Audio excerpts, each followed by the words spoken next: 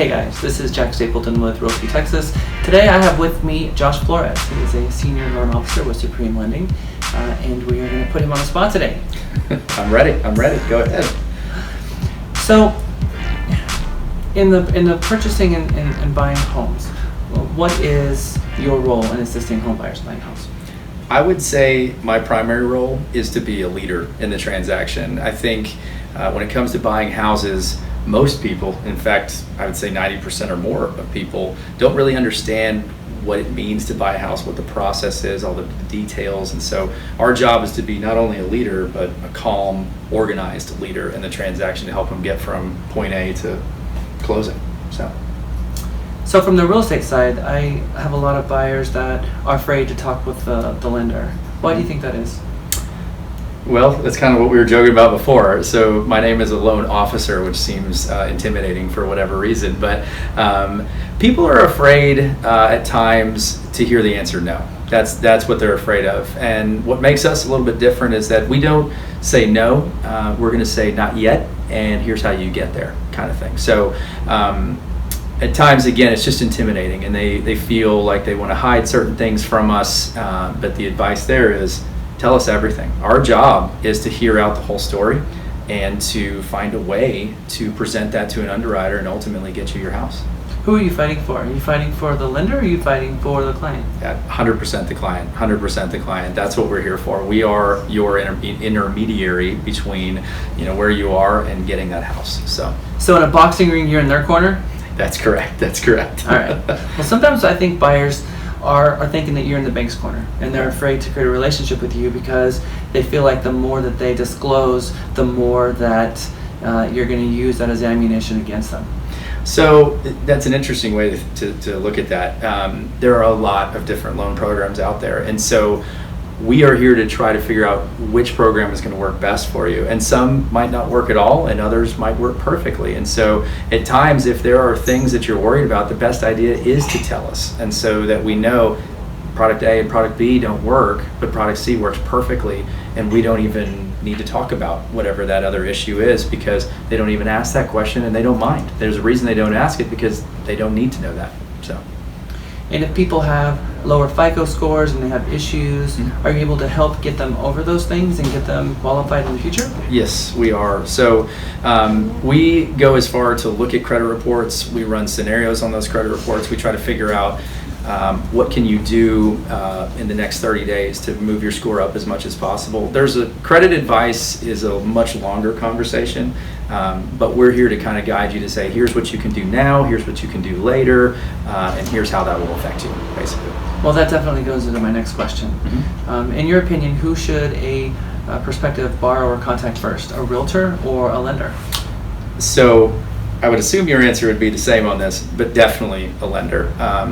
And here's why. So when you go to start looking for a house, the first thing most people will do, they make the mistake of just going online, looking at properties, having really no idea what property, what payment, what sales price is going to fit best for them. So coming to us first, we take all the information. We look to see, okay, is this home within your budget? Is this payment within your budget? We discuss payment scenarios. We discuss down payment scenarios to figure out what works best for you as a client, as a customer, as a buyer.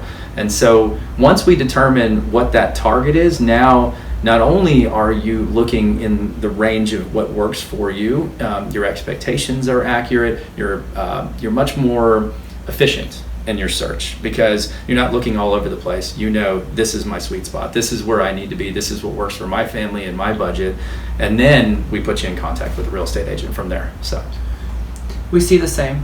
We get cold calls or people just finding maybe a potential property on Realtor.com, Zillow, one of the third-party sites. They reach out to us through that property asking to see it, and they see it, and maybe it is a buyer that comes from another state that maybe has lower property taxes, and it turns out that that property is outside their budget, and that kind of sets a negative tone for the entire buying process. So it definitely does. I mean, if you think about it, if you're looking at houses at $400,000 and realize I want a $300,000 payment, every house that's $100,000 less or 25% less on sales price, it won't stack up. It won't stack up. Yeah, it never does.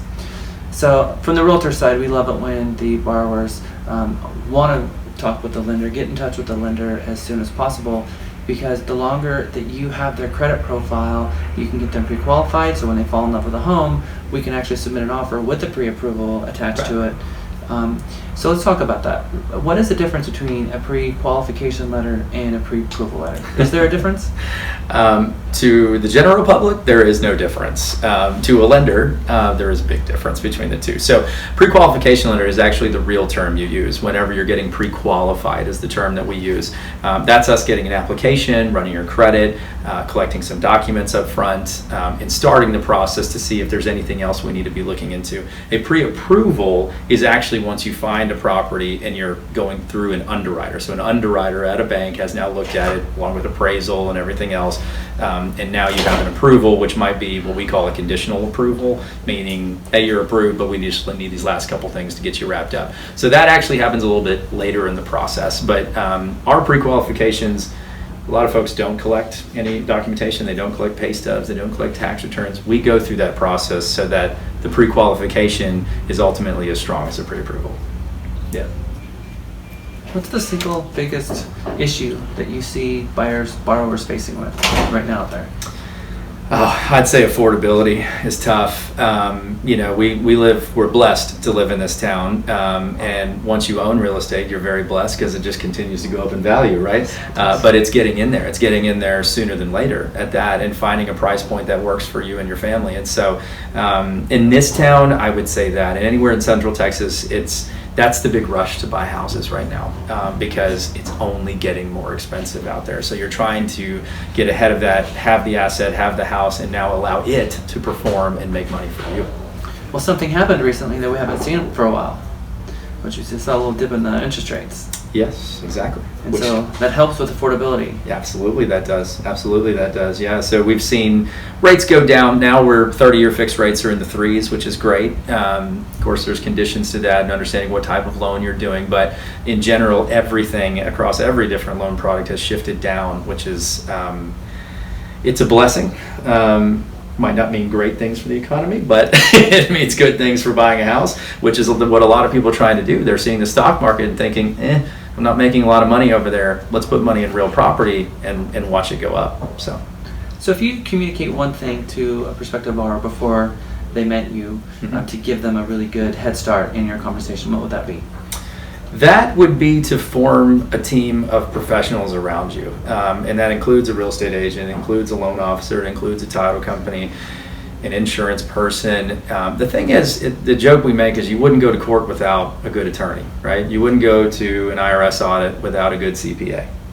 So you don't want to go into buying a house without having a team of professionals around you to represent it. There's just a lot going on. There's a lot of changes. Even if you've purchased a house in the last 5 years, lots of things have changed in that amount of time. And so knowing the details and having someone advise you, it's paramount in you being successful in that transaction.